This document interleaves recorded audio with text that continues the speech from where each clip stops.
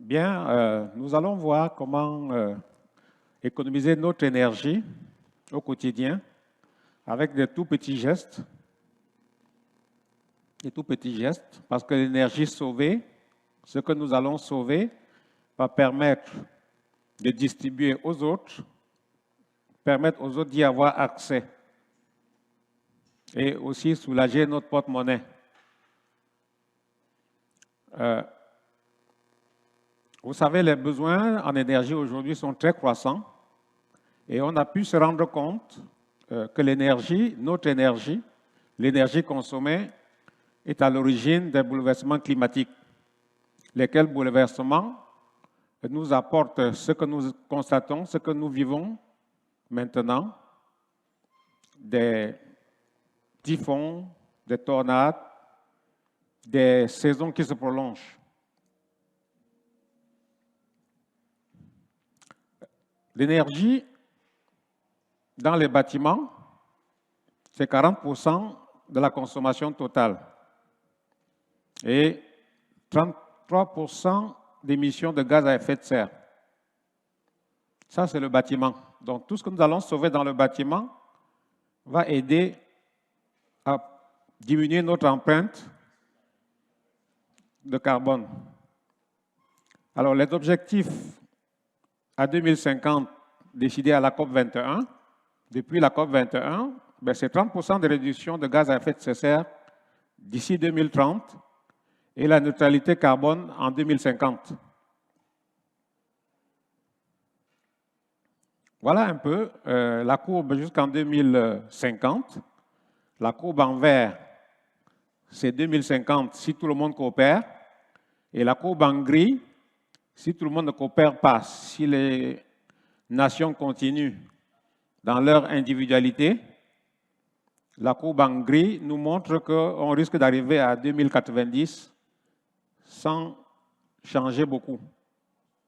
Ça, c'est un extrait de l'Agence internationale de l'énergie. Alors, la consommation d'énergie est surtout due à notre ambiance, à ce que nous ressentons en tant que personne. Notre environnement nous influence, le corps humain est à 36,7 degrés, influencé par la température ambiante, influencé par l'humidité de l'air, influencé par la pression atmosphérique, qui par définition est de 1013 hectopascales, ou 14,7 PSI, et le confort humain est aussi influencé par la qualité de l'air, avec tout ce qu'il y a comme pollution, tout ce qu'il y a comme particules dans l'air. Notre confort qui nous pousse à consommer l'énergie, s'il est contrôlé, s'il est surveillé, si ces paramètres sont contrôlés dans l'ambiance, dans la maison, nous pouvons diminuer de beaucoup notre consommation. Alors, ce confort humain, avec les paramètres qu'on vient de citer, se trouve au centre de ce diagramme où il y a en bas la température, à droite l'humidité dans l'air, ou alors l'humidité spécifique. Les courbes que vous voyez sont des courbes d'humidité. Et il y a une troisième donnée qui s'appelle l'enthalpie, qui est en réalité reliée au vent, à la pression et, je dirais, à la pollution aussi. Donc ça, c'est le confort humain que nous cherchons à atteindre en utilisant l'énergie.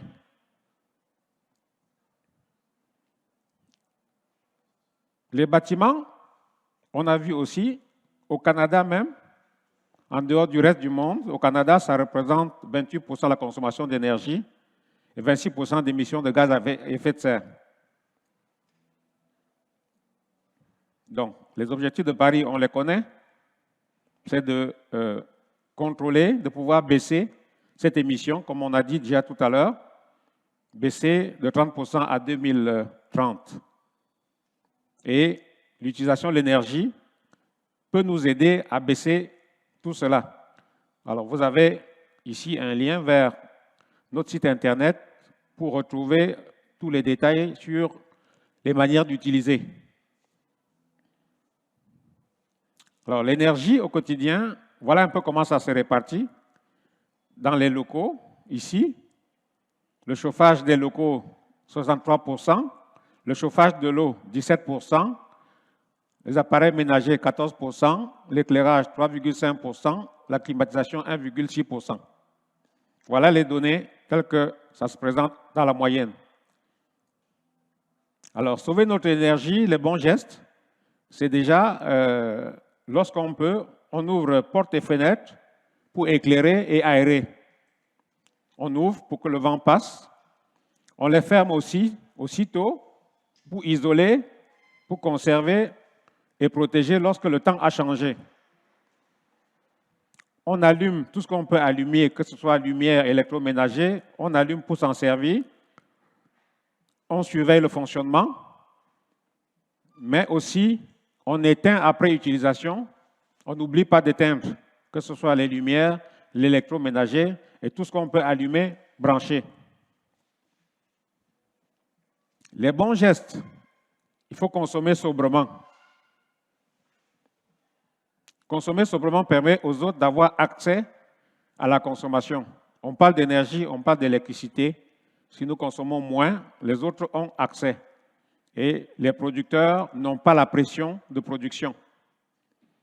Il faut pouvoir évaluer, lire et compter pour améliorer. Si on ne sait pas comment on consomme, si on ne sait pas ce qu'on consomme, on ne risque pas de voir qu'on gaspille, on ne risque pas de savoir comment il faut améliorer. Il faut entretenir, il faut réparer, il faut rénover pour maintenir l'efficacité. On a vu l'économie circulaire, il faut céder, échanger, céder, trier les déchets, offrir aux autres notre surplus, réparer, ne pas recycler tant que c'est réparable. Et si on ne peut plus réparer, on recycle. Au quotidien, nos besoins, comme on vient de voir, c'est l'éclairage, c'est les objets connectés qu'il faut alimenter, c'est l'électroménager, c'est l'eau potable, c'est le chauffage, c'est la ventilation, c'est la climatisation. Alors, ouvrir du bon côté nos volets, nos portes, nos fenêtres, suivant l'hiver, suivant l'été, suivant la saison donc. Il faut savoir de quel côté il faut ouvrir. Ouvrir pour ventiler, comme on a dit, mais aussi fermer pour isoler. Parce que si c'est l'hiver, il vaut mieux rester fermé pour isoler et diminuer la consommation. Des baies, des portes, des fenêtres. Et puis, surveiller, il y a quelques outils comme cela pour surveiller, pour savoir à quelle température je suis à l'extérieur, à quelle température je suis à l'intérieur, quelle est la qualité de l'air à l'extérieur, quel est le taux d'humidité à l'extérieur, à l'intérieur,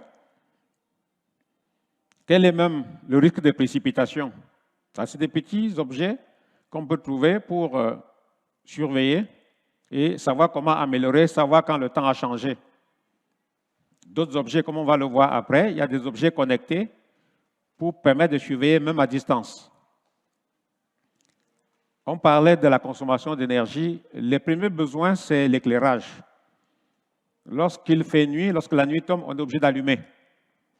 Et l'éclairage a évolué, comme on peut le constater. On voit des lampes.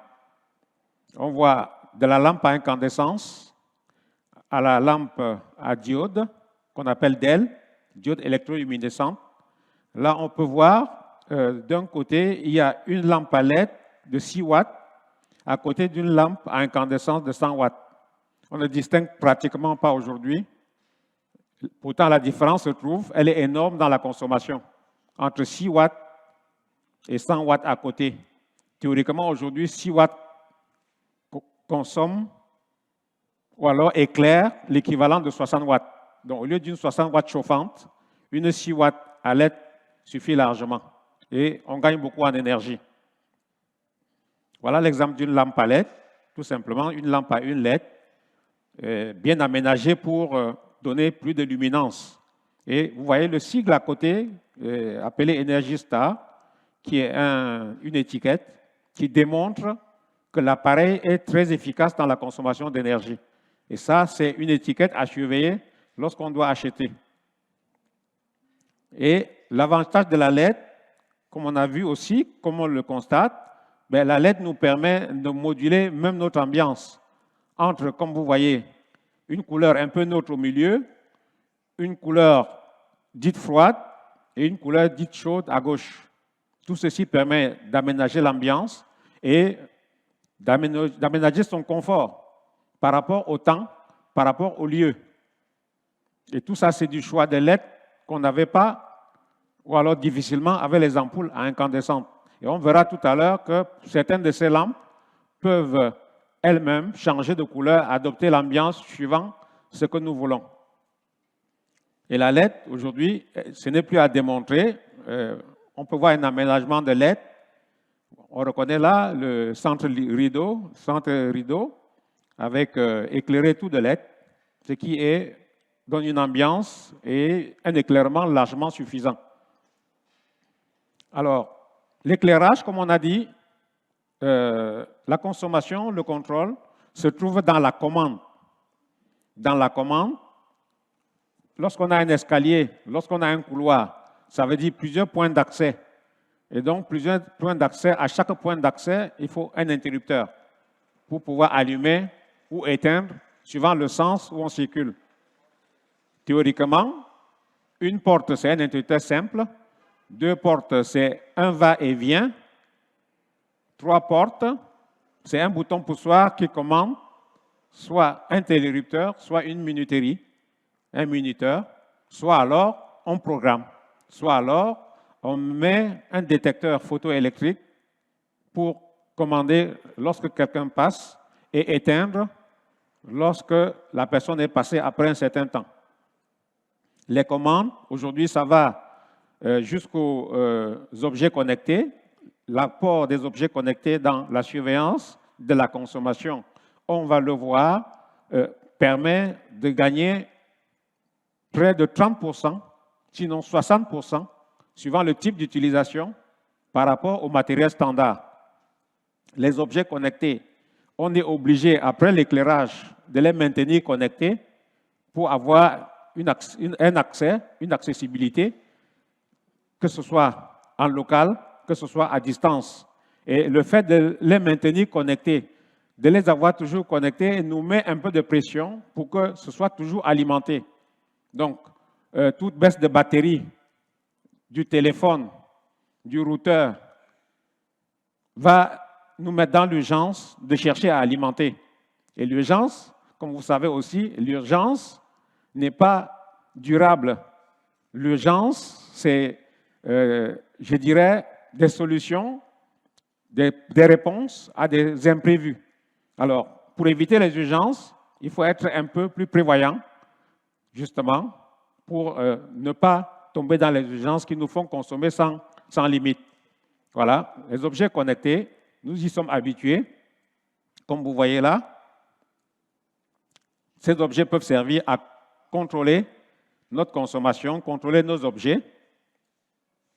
On les a sur le marché aujourd'hui. Et quand on parlait du chauffage, on a vu que c'est le premier poste de consommation. Aujourd'hui, le chauffage, avec un thermostat intelligent, on peut baisser sa consommation, je dirais, de 60%. Ça, c'est les chiffres des Ressources nationales Canada.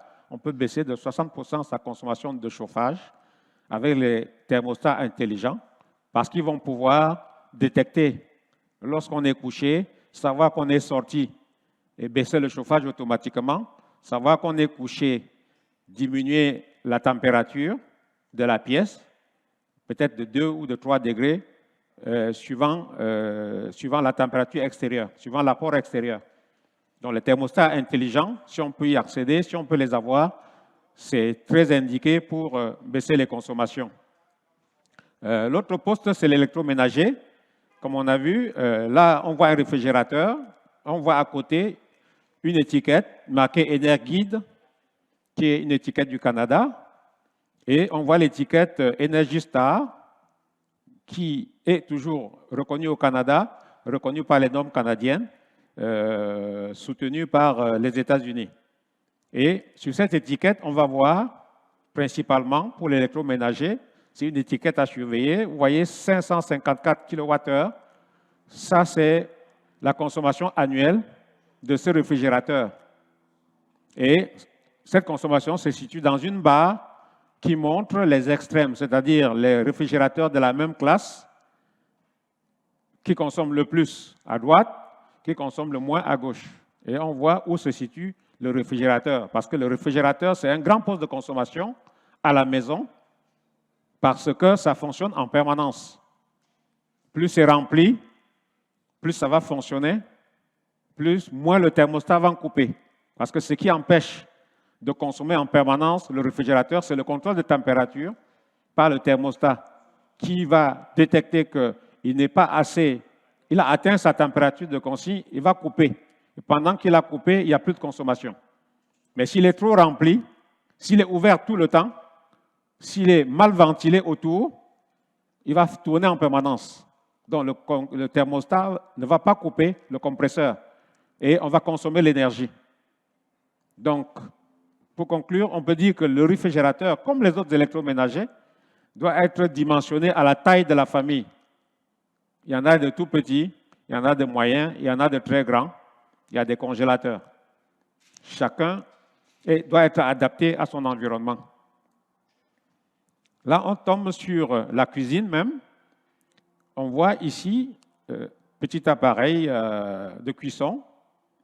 C'est le développement qui nous permet de l'avoir comme cela. Et on voit à côté la résistance chauffante qui fait penser aux anciens cuisinières avec les résistances chauffantes, mais aujourd'hui, on a amélioré l'efficacité. Donc, l'étiquette que vous voyez, Energy Star, vous voyez la résistance, mais derrière la résistance, maintenant, il y a un ventilateur pour la chaleur tournante. Et vous voyez que c'est une enceinte fermée, ce n'est plus ouvert comme avant. Donc, la chaleur ne sort pas. Tant que c'est fermé, on produit la chaleur à l'intérieur, le ventilateur fait tourner la chaleur et on conserve toute la chaleur à l'intérieur. Alors qu'auparavant, cette chaleur sortait de tous les côtés. Aujourd'hui, ce n'est pas le cas. Et ça, c'est pour un plat, ça c'est pour une dose personnelle, comme on peut dire, pour une dose personnelle. Et normalement, il faut adapter l'appareil à la cuisson que nous voulons faire. Donc, on voit le plus petit, cette dose personnelle. Après cette dose personnelle, on voit au milieu un petit four et on voit à droite une cuisinière, c'est-à-dire qu'un grand four. Et comme on disait tout à l'heure, il faut pouvoir adapter l'utilisation à son besoin. Le four, le volume du four, c'est pour le remplir ou alors pour mettre la quantité qui correspond au four. Et les quantités moyennes, c'est le four moyen qui est au milieu. Et les petites quantités, c'est le petit four qui se trouve à gauche. Et l'avantage Energy Star, c'est que tout cela, aujourd'hui, est fait pour consommer très peu d'énergie. Mais consommer très peu d'énergie si on n'en utilise pas trop non plus. Si on contrôle ce qu'on utilise. Et contrôler consiste à respecter ce qu'on met ou alors ce qu'on pose sur la cuisinière. Alors, je rappelle ici l'étiquette d'énergie. Vous voyez 338 kWh par année. Tout à l'heure, le réfrigérateur, on a vu 554. Vous voyez déjà qu'il consomme beaucoup plus par année parce que lui, il fonctionne en permanence. Il n'est pas très puissant, mais comme il fonctionne en permanence, il consomme plus. Donc, il faut y mettre un accent aussi pour diminuer sa consommation. La cuisinière, la cuisson, on fait la cuisson quand on veut et quand on peut. Au-dessus, les plaques de cuisson, comme vous voyez, sont aussi de plusieurs tailles, suivant la dimension de l'ustensile. Parce que si on met un ustensile trop petit sur la grande plaque, comme vous voyez des cercles, les cercles sont faits pour respecter les limites de chaleur. Si on met trop petit, on va perdre l'énergie. Même si, par rapport à la résistance chauffante, même si par rapport à l'ancienne cuisinière, où on voyait les résistances chauffantes comme tout à l'heure, la chaleur est bien conservée en dessous pour pouvoir être diffusée sur le fond de l'ustensile ou de la marmite. Donc voilà, vous voyez sur cette image, et quelques objets posés. tout petit sur le petit rond et une grande poêle sur le grand rond, avec toujours énergie guide. Et là, vous avez un tableau qui montre les gains qu'on peut avoir entre l'appareil standard et l'appareil qui porte une étiquette Energy Star. Si je prends l'exemple, les luminaires à LED, c'est 90%. Parce que j'ai dit tout à l'heure, 6 watts contre 60 watts. Et lorsqu'on met des LED, on baisse son énergie, sa consommation de 90%. Le réfrigérateur, Energy Star, on baisse de 10% par rapport au standard. Le congélateur, c'est pareil. Le ventilateur et ventilateur d'évacuation à travers les cloisons, 70%. Ventilateur de plafond avec éclairage, on peut aller jusqu'à 60%. Alors, réduction de 14% supplémentaire si combiné avec le climatiseur. Donc, si le climatiseur tourne et on ajoute le ventilateur pour faire circuler l'air, on peut encore baisser de 14% supplémentaire sa consommation. Lave-vaisselle, 12% et 30% en eau. Parce que là aussi, l'eau est de la même utilisation que l'électricité. L'eau va avec l'énergie. Donc, lave-vaisselle Energy Star, c'est 12% en moins d'électricité et 30% en moins d'eau. Lave-linge, 25% d'électricité et 33% d'eau. Sèche-linge, 20% d'électricité. Les fenêtres Energy Star, les fenêtres qui sont bien isolantes, 20%.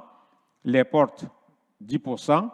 Climatiseur individuel, les portes, 15%, pardon. Climatiseur individuel, 10%. Climatiseur central, 8%. Déshumidificateur portatif ou à conduit, 15%. Chauffage et rafraîchissement, c'est-à-dire les thermopompes en général, 30 à 60%. Thermostat intelligent, 8% supplémentaire. Pompe de piscine creusée, 65%, c'est-à-dire que des pompes avec variateur. Et piscine hors terre, 17%. Ça, c'est quelques détails. Et là, on parle de l'eau, parce qu'on ne peut pas parler d'énergie sans parler d'eau. L'eau a besoin d'énergie au départ, besoin d'énergie tout le long de la route, besoin d'énergie à l'utilisation. Et on peut économiser l'eau pareil en utilisant des aérateurs de robinet, comme on voit, en utilisant des pompes de douche de faible débit, en posant des toilettes à double flux ou alors à flux réduit à 6 litres maximum, en réparant toutes les fuites, en étant attentif à toutes les fuites qu'il peut y avoir tout autour, surtout dans les pots de toilette, les petits filets d'eau, il faut pouvoir les détecter et les réparer. Et si c'est sur des robinets, si le filet d'eau, si le goutte à goutte qui tombe vient de l'eau chaude mal fermée, ben c'est encore plus de consommation. Parce que non seulement c'est de l'eau potable qui prend de l'énergie, mais c'est de l'eau potable chauffée. Donc toujours de l'énergie.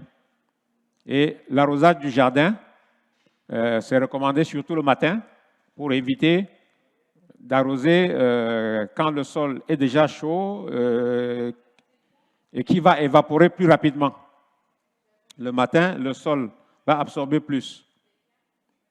Il faut pouvoir économiser donc, en utilisant moins d'eau chaude parce que c'est 20% d'électricité à la maison. C'est l'eau chaude.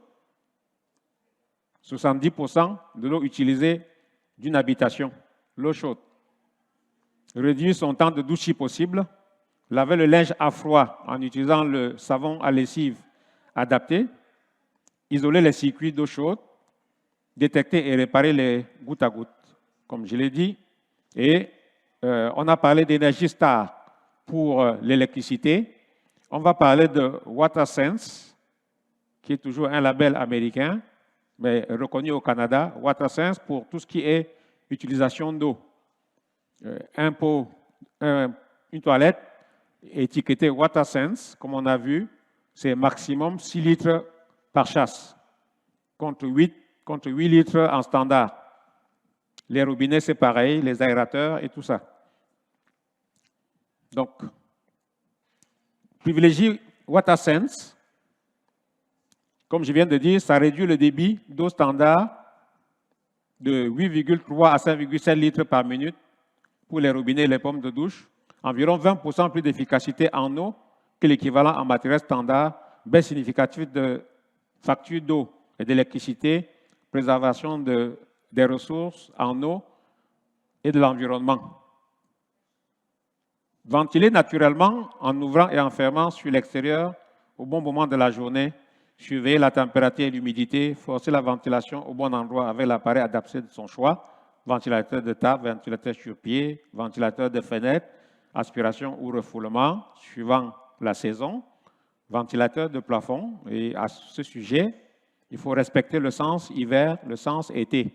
Ventilateur de plafond, il a un sens hiver, un sens été. Nous avons sur YouTube une vidéo là-dessus pour bien expliquer qu'il faut en tenir compte suivant la saison. Entre parenthèses, l'été, le ventilateur envoie l'air vers le bas, donc vers la personne, vers l'occupant. L'hiver, le ventilateur aspire le chauffage vers le plafond. Si on fait le contraire, si en été, par exemple, on laisse aspirer, on n'est pas rafraîchi, on ne sent pas le rafraîchissement. Voilà l'avantage du ventilateur de plafond qui a double sens, contrairement aux autres ventilateurs qui ont un seul sens. En hiver comme en été, se vêtir léger ou épais suivant la saison. On a parlé tout à l'heure du thermostat intelligent qui peut baisser la température automatiquement. Si en été, on s'habille lourd, on a chaud, on a tendance à forcer la ventilation ou la climatisation. Alors que si on était habillé léger, on s'en passerait. En hiver, c'est pareil. Si on est habillé léger en hiver, on a besoin de mettre le chauffage. Climatiser les locaux occupés et pièce par pièce. Allumer en cas de nécessité, éteindre lorsque ce n'est plus nécessaire, adapter le réglage de la température au local et à l'activité, surveiller l'humidité relative et la qualité de l'air. L'effet d'humidité nous fait croire qu'il fait trop chaud ou qu'il fait trop froid. Donc c'est un paramètre, comme on a vu tout à l'heure, à surveiller. Respecter le cloisonnement des locaux. La cuisine, qui produit de la chaleur en général, doit être isolée d'une pièce comme le séjour où il n'y a pas de production de chaleur. Si on met le climatiseur au séjour, on a besoin que ce soit bien isolé par rapport à la cuisine qui chauffe.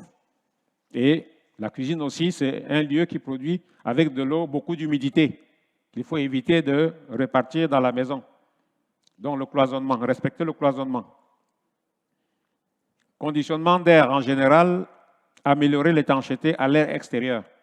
Poser des feutres isolants, des plastiques thermodurcissables, des coupe-bises. Privilégier les thermostats programmables ou intelligents parce qu'ils vont pouvoir détecter, même quand on n'est pas là, ce qu'il faut corriger pour économiser. Privilégier les appareils connectés que l'on peut surveiller et contrôler à distance. Si on peut, on vient de le voir tout à l'heure, ça permet de faire mieux que la simple programmation ou alors la simple mise en marche arrêt. Choisir les appareils distingués pour leur sobriété énergétique par Energy Star ou Energuide, comme on vient de le voir.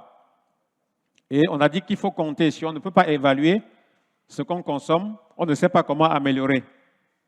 Et ça, c'est un exemple, un extrait d'un compteur Hydro-Québec sur l'énergie consommée, où on voit performance de ma résidence, on voit une barre verte au-dessus qui est éco-énergétique, on voit une barre moyenne qui est ma résidence, et on voit une barre en bas, en jaune, qui est marquée moyenne du groupe de comparaison. Donc, par rapport à mon habitation, qui est au milieu, je peux savoir, par rapport aux habitations du même type que le mien, combien je consomme, et je peux aussi savoir par rapport à l'optimisation, par rapport à l'éco-énergie, à quel moment je me situe, pour savoir comment je vais faire pour diminuer, savoir jusqu'à quel niveau je peux diminuer. Voilà, toujours sur le compteur intelligent, ce que donne le compteur intelligent, et ça c'est à partir de votre tablette, à partir de votre SEM tablette, vous pouvez contrôler tout ça et vous pouvez savoir ce qui fonctionne ou alors ce qui consomme dans votre maison. Là, on voit sur la répartition de ma consommation, le niveau de chauffage 63%, l'eau chaude 16%, électroménager 10% et autres 11%. Bon, ça c'est une évaluation estimée du compteur qui est intelligent. Et il nous alerte là-dedans sur nos postes de dépenses. Là, il faut économiser notre argent, économiser notre énergie pour permettre aux autres d'y avoir accès. Voilà le portrait de la consommation sur une journée. On peut même voir sur une journée, heure par heure, ce qu'on consomme. Et on peut détecter, comme vous voyez, une barre foncée à 19 heures.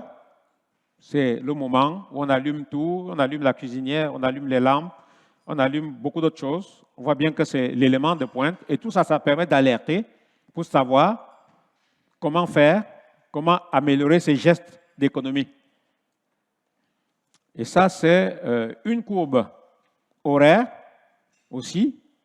C'est-à-dire que les barres, c'est la moyenne, c'est les moyennes horaires. On va voir sur plusieurs jours. Là, on voit journée par journée, les moyennes. Et là, on voit mois par mois, les moyennes. Et ça nous indique aussi à côté la température ambiante. Vous voyez, comme le compteur est intelligent, il fait toujours le lien, il montre le lien qu'il y a entre la consommation et la température à l'extérieur. Et tout ça aussi, ça nous alerte sur le moment d'ouvrir les volets, d'ouvrir les portes, d'isoler ou de fermer, que ce soit en été, que ce soit en hiver. Ça, c'était, et là, vous l'avez sur votre compteur, le compteur qui est chez vous, et à partir de votre téléphone intelligent, le compteur intelligent, vous vous connectez sur le site d'Hydro-Québec et vous l'avez, tout simplement. Et si on n'est pas en ville, si on est en habitat dispersé, si on est en chalet, si on est loin des réseaux, si on peut produire, stocker et utiliser son électricité ou son eau, c'est bien, mais il faut diminuer le gaspillage. Moins on va consommer, mieux on peut produire. Si je n'ai besoin que de quelques 300 watts pour mon téléphone, charger mon téléphone, alimenter mes objets connectés, le Wi-Fi, le routeur, la télé, si je n'ai besoin que de ça, je peux facilement produire avec des panneaux solaires. Si je suis ailleurs, si je suis hors réseau, si je suis en chalet. Voilà, vous voyez, on a mis un lien, il y a un lien pour un kit solaire photovoltaïque dimensionné, par exemple, pour alimenter ce que je viens de dire. C'est-à-dire, à moins de 300 watts de puissance crête installée, on peut alimenter l'essentiel. L'essentiel, c'est 10 à 15 lampes Adel, de 5 qui vont de 4 à 6 watts, une quinzaine. C'est une télé de jusqu'à 42 pouces même, mais une télé récente, Energy-Star, et tous les objets connectés qui vont permettre d'avoir la connexion autour, comme les routeurs, comme les bornes Wi-Fi et autres. L'essentiel peut être fait. Et on a aussi parlé donc de recycler. Ça permet d'économiser de l'énergie, fier de réutiliser, partager, offrir, céder, parce que ce qui ne nous sert plus peut encore servir à quelqu'un d'autre, peut encore être réparé, même si c'est en panne chez nous. Si on ne sait pas réparer, quelqu'un d'autre peut s'en servir. Et ça, le partage, la réutilisation, tout ceci nous permet d'économiser l'énergie qui a servi à fabriquer, ou alors d'optimiser l'énergie qui a servi à cette fabrication. Et en réutilisant, en prolongeant la vie, ça évite d'en fabriquer d'autres. Alors ça baisse la consommation des ressources naturelles. C'est pareil, vous connaissez les parcs à véhicules où on peut récupérer des pièces de véhicules pour leur donner une seconde vie. Dans ces véhicules qui sont au parc, vous avez pratiquement parfois des pièces neuves parce qu'on vient de remplacer plein de pièces sur le véhicule. Après, on a une panne majeure ou un accident majeur. On met le véhicule là où vous le voyez. Et si vous pouvez récupérer des pièces, parfois vous prenez des pièces pratiquement neuves à un prix, je dirais, de participation. Et puis, comme je disais, la réparation, parfois, on peut ouvrir un appareil, si on est un peu bricoleur, on se rend compte que c'est juste un fusible qui est parti, ou alors qu'il y a un fil qui est débranché quelque part, ou alors il y a un contact qui n'est pas franc. Parfois, il vaut mieux, si on peut, si on a le temps, si on a quelques outils, un petit kit d'outils, vérifier avant de dire on va s'en séparer, on va mettre à la poubelle, on va même offrir. Et parfois, en offrant, ou alors en laissant libre, comme on vient de voir, quelqu'un d'autre peut récupérer et réparer et donner une seconde vie. Pour retenir donc, pour l'environnement, on a dit, ça c'est l'aide-mémoire, ouvrir portes et fenêtres pour aérer et éclairer, on a expliqué, fermer toutes les ouvertures pour isoler et conserver, allumer et éteindre suivant l'utilisation, ajouter une aide au rappel, c'est-à-dire que soit un minuteur, soit une programmation, soit une détection automatique, soit même l'assistant, comme on a vu tout à l'heure, entretenir le confort avec une faible consommation d'énergie. On a vu en s'habillant, suivant la saison, et en ouvrant quand il faut ouvrir, fermer quand il le faut. Prévoir, planifier, c'est bien, parce que peu de besoins veut dire peu d'énergie. Et une planification, ça permet de ne pas oublier. Imaginons un peu, on fait une course, on va en épicerie, on fait ses courses, et on revient, on a oublié quelque chose d'essentiel. Qu'est-ce qu'on fait? Si on va à pied, c'est bien pour le corps. Si on va à vélo, c'est bien pour le corps. Mais s'il faut prendre l'auto, c'est mauvais. Parce que finalement, l'ingrédient qu'on a oublié va coûter le prix d'un voyage d'auto, avec tout ce que ça émet comme pollution. Et on n'est pas rentable, juste parce qu'on a oublié, juste parce qu'on n'a pas prévu, juste parce qu'on n'avait pas un aide-mémoire. Donc, aller à pied ou à vélo, c'est bien, parce que ça travaille notre corps, ça nous permet de faire un peu de sport. Aller en auto ou en autobus. Oui, il y a des endroits, il faut l'auto, mais un trajet direct, l'autobus, c'est peut-être mieux. L'autobus, c'est commun, ça permet de préserver. Entretenir, maintenir, réparer, échanger, céder, recycler. On vient de le voir. Avant de passer au recyclage, il y a toutes ces phases-là. Privilégier les objets autonomes à batterie rechargeable. Il y a un problème de piles qu'on voit partout et on voit les piles de toutes les factures. On voit des piles qui ne durent que quelques jours. Ça, ce n'est pas bien pour l'environnement. Il y a des piles de plus longue durée, mais il y a des batteries, comme on vient de voir. Si nos téléphones avaient des piles comme avant, il faudrait changer les piles tous les jours. Heureusement, des batteries qui sont à l'intérieur, même si elles coûtent cher, nous permettent d'avoir l'autonomie, nous permettent de ne pas nous déconnecter et nous font moins de stress quand c'est chargé. Nous savons tous aujourd'hui que lorsqu'on n'a plus de batterie dans le téléphone, on panique presque souvent en disant « Ah, on ne peut pas me joindre, je peux joindre personne ». On panique. Et quand on panique, comme je disais tout à l'heure, on va dépenser, on va gaspiller. C'est ça qu'il faut éviter. Utiliser l'énergie disponible à proximité. Le solaire, l'éolien, j'ai parlé du chalet tout à l'heure, avec un stockage pour l'essentiel des besoins, l'éclairage, la communication, c'est l'essentiel des besoins. Lorsqu'on ne fait pas la cuisson et autres. Éviter de transporter l'énergie si une source est accessible à proximité. À quoi ça sert d'aller loin chercher des bonbonnes de gaz si on a une autre solution à côté? Parce que la bonbonne de gaz coûte aussi le transport. Même l'énergie, même l'électricité aujourd'hui, les longs réseaux ne sont plus recommandés. Si le réseau est long, il faut qu'il y ait une bonne charge au bout pour justifier la longueur du réseau. Sinon, une petite charge localisée, il vaut mieux créer un besoin à proximité, créer une fourniture à proximité, comme le solaire, comme l'éolien, comme la biomasse. C'est ça, il faut éviter de transporter parce que ça coûte cher. Lire les consommations par ses factures, on a vu tout à l'heure.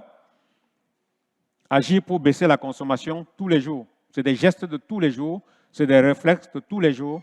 Ça ne va pas suffire. Ça ne va suffire que lorsque vous aurez baissé drastiquement votre consommation.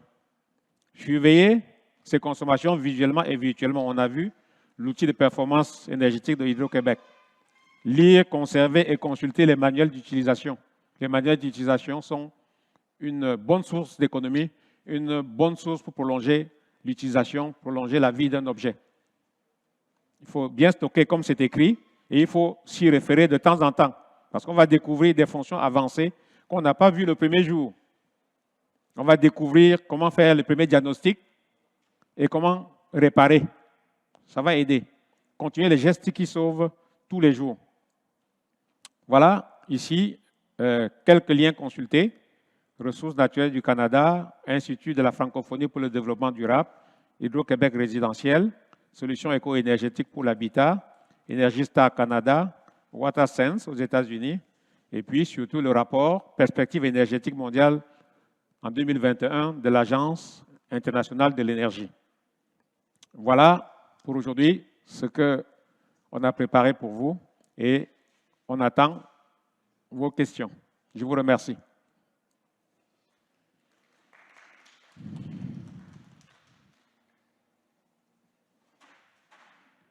Des questions?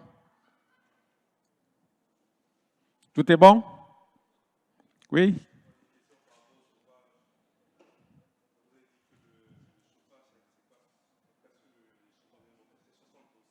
« 60% de la consommation.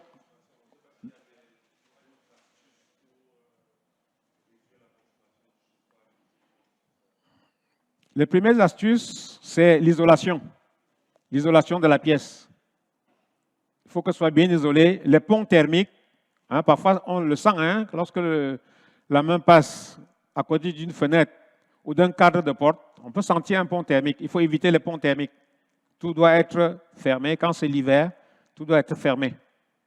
Éviter les ponts thermiques et surtout, parfois, ne pas hésiter à baisser la consigne de température du thermostat. Si on peut rester habillé à la maison, habillé au chaud en hiver, on peut baisser la température du thermostat. On peut diminuer le réglage et ça permet d'économiser. Et j'ai dit tout à l'heure aussi, le thermostat intelligent, il sait quand vous n'êtes pas là. Parce qu'on ne pense pas toujours quand on doit sortir de dire j'arrête le chauffage. Ou alors je baisse le chauffage. Mais le thermostat intelligent, il sait quand il n'y a plus personne dans la pièce, il sait quand on est loin et il peut baisser de 24 degrés à 20 degrés en attendant qu'on revienne. Et les 4 degrés, ça représente beaucoup d'économie. Je ne sais pas si j'ai répondu à votre question. Une autre question? Oui.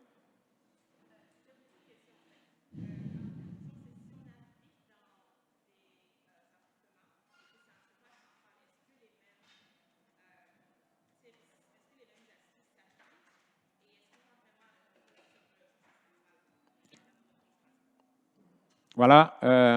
Là, elle reprend la question sur le chauffage central. Si on habite un immeuble à appartement, le chauffage est central. Est-ce qu'on peut avoir un accès au contrôle? Oui. Très souvent, le thermostat, dans les nouveaux immeubles d'aujourd'hui, le thermostat est proche de l'intelligent, sinon intelligent. Donc, si on baisse la consigne sur son thermostat, ça nous envoie moins de froid. Si tout le monde baisse, ça va consommer moins de froid au global, moins d'énergie au global. Si on est sorti, il peut savoir qu'on est sorti, il fait ce que je viens de dire tout à l'heure. Donc, le thermostat intelligent, il va aider. Mais même s'il n'est pas intelligent, le fait de s'habiller chaud et de baisser sa consigne baisse la consommation. Parce que si tout le monde le fait dans l'immeuble, on baisse la consommation au global. Oui.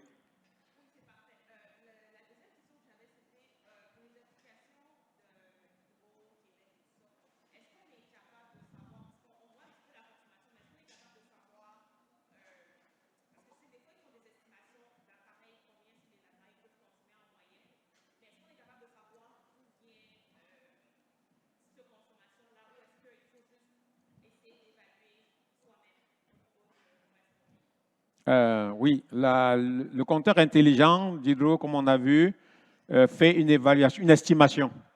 Il est intelligent, certes, il ne peut pas distinguer appareil par appareil, mais en fonction du moment de la journée, en fonction de l'appel de la puissance, il imagine ce que c'est. Un réfrigérateur, par exemple, il sait que ça va s'enclencher à faible puissance et ça va fonctionner pendant 20 minutes et ça va couper. Et après 5 minutes ou 10 minutes, si on a ouvert entre-temps, il va se remettre en marche, il va consommer la même puissance, parfois pendant longtemps. Là, il va savoir que c'est le réfrigérateur ou le congélateur. Si c'est, parce qu'il voit aussi le niveau de puissance. Si c'est un lave-linge, ou alors si c'est le chauffe-eau, ben, il voit une forte puissance enclenchée, il voit ça dure longtemps, et il constate que c'est tôt le matin ou tard le soir. Vous voyez? Il met ça chauffe-eau, parce qu'il sait que dans la journée, en pleine journée, chauffe-eau, oui, c'est à la cuisine, mais ce n'est pas de grande consommation. Les grandes consommations, c'est les douches, le matin, le soir, et c'est comme ça qu'il évalue. Mais c'est déjà pas mal pour nous donner une image de notre consommation et nous pousser à contrôler. Une autre question? C'est bon? Ben, merci pour vous qui êtes venus suivre et j'espère que chacun de nous va continuer à faire ces petits gestes pour qu'on économise l'énergie. Vous allez retrouver chez Ecosphère cette présentation, mais vous allez aussi trouver chez nous Power System Solution Consulting sur notre blog et sur notre chaîne YouTube. Je vous remercie.